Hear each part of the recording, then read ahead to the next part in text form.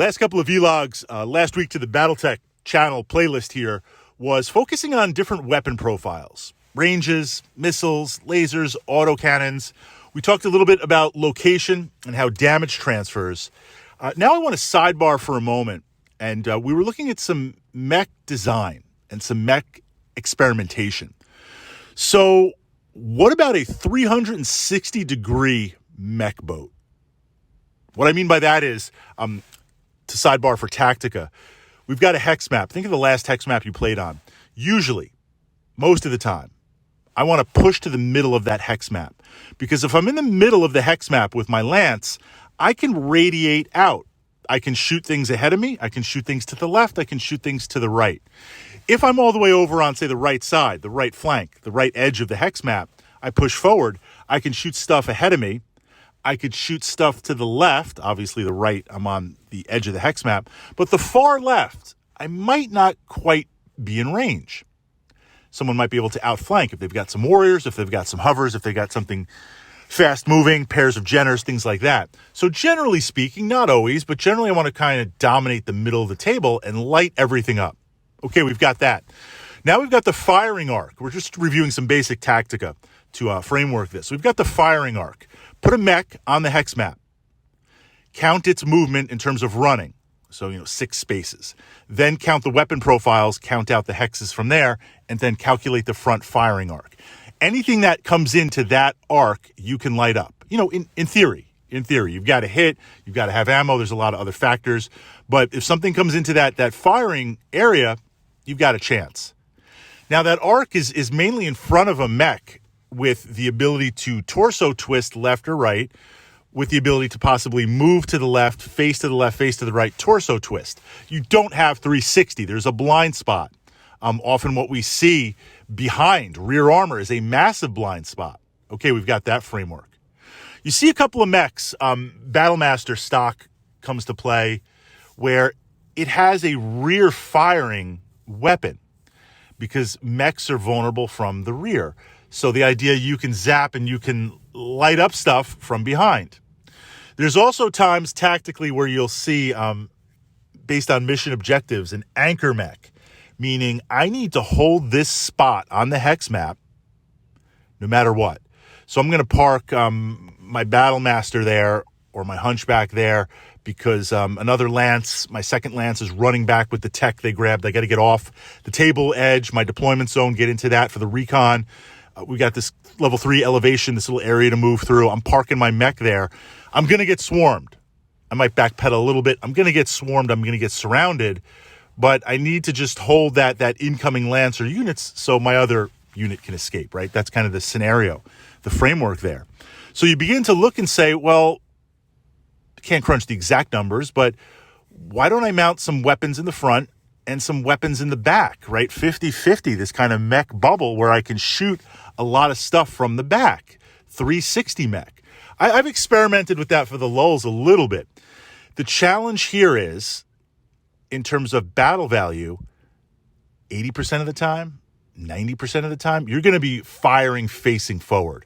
So if I have somehow crunch in, 4 medium lasers in the back, I'm not going to be using those. That's battle value that's not firing, at least firing. Yeah, I got a hit. Hopefully it's a good location. But that's battle value that's not potentially firing every turn for that scenario. The second reason why you don't have tons and tons of weapons mounted in the back, rear armor. If I'm lighting something up, if I'm firing something in the back of me, it's behind there. It's behind there. Most mechs, with the exception of the heaviest, you look at the Awesome, it has more rear armor than the front of some other machines out there. But that's a high-end, high battle value, just absolute monster of a machine. Working at mediums or heavies for rear firing mechs, you just don't have enough armor to mount on there. And if you mount primarily on the rear armor, that takes from the front armor. So now what we start to see there is less armor. So generally speaking, we're doing our best not to be shooting from the rear, but occasionally it might happen. So let's design a 360 mech. What would that look like? The other thing to keep in mind, certain mechs based on the arm design can flip their paddles, can flip their arms. So if you mounted some weapons in the torso, some energy weapons in the torso, and you had some weapons in the arms, and I got outflanked and I've got a machine behind me, I could flip those arms, primary target behind, secondary target, you get the +1 in front. I could fire it that way. You lose out on some close combat and ability physical attacks. But that, I think, would be a more kind of a flip the paddle arm design to fire behind compared to other types of machines. We also see on a sidebar, and I guess we got to talk about this tactic, the flyby. Sometimes what you see is if you have a fast machine that can flip back paddle. And a buddy of mine, we worked on designing this mech for a while. We got into mech design primarily with the Battletech group because all of us, you have a player personality. You got the stuff you like to play. You got the toys you like to play. You got the tactics you like to play. And that's a lot of fun, right, to play with that. But occasionally, you want to mix something up, right? You want to bring some new units. You want to try some new tactics. So I have a whole bunch of machines that they're kind of quirky, and some of them are 3D printed. The idea there is I bring them for the total lulls because it's like, oh, Fritz is going to charge. Fritz is going to bring his 2 Marauders. Fritz is going to do that. He's going to do that from above. Yes, he's running the tanks. He's got 4 Karnovs. He's got this. He's got that. And then, we bring this like lulls unit and just have some fun there. The flyby mech is one that is very fast. Jenner's a great one for this, modifying it. It can flip its weapons. So as you run forward, zap, zap, zap, you run past. And as I'm running past, I don't want to hang around because if it's a lance, I don't want to like zip around, get rear armor. I mean, I'd like to, but then that whole lance is gonna wolf pack me.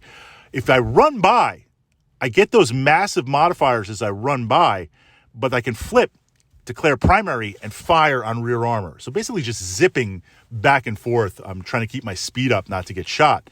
Obviously, I'm not doing that solo. I've got another lance working. So this way you have to make a choice as a player. If you zap my flyby mech, well, okay, you're going to do some damage to it, but then the rest of my lance is fine and it's going to be lighting you up.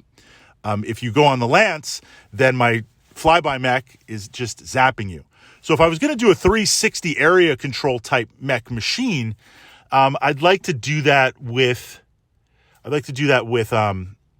flipping as opposed to straight up rear weapons.